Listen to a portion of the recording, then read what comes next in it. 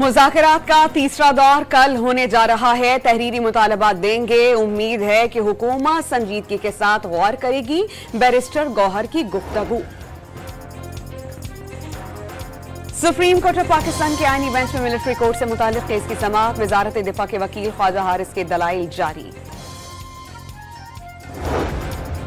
इस्लामाबाद की मकामी अदालत में 26 नवंबर के एहतजाज पर तशद्दुद के खिलाफ केस। पीटीआई की वजीर आजम और दीगर के खिलाफ कानूनी कार्रवाई शुरू करने के लिए क्रिमिनल कंप्लेंट। रावलपिंडी की इंसदाद दहशतगर्दी अदालत के बाहर फायरिंग से एक शख्स जाँ बहक और एक जख्मी। पुलिस ने एक मुलजिम हिरासत में ले लिया।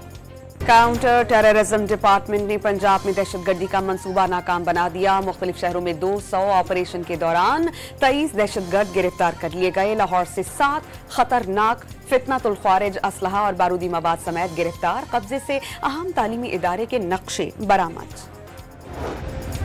अशिया खुरोनोश, अद्वियात और दीगर सामान से भरे ट्रक्स का दूसरा काफिला कुर्रम पहुंच गया। कुर्रम में 3 माह से रास्तों की बंदिश से अवामी मुश्किलात बरकरार। रोजमर्रा इस्तेमाल की अशिया, अद्वियात, पेट्रोल और गैस की किल्लत से मकीन परेशान। फैसलाबाद में तेज रफ्तारी के बायस मुसाफिर बस और डंपर में तसादुम। एक शख्स जाँ बहक, 15 से जायद जख्मी।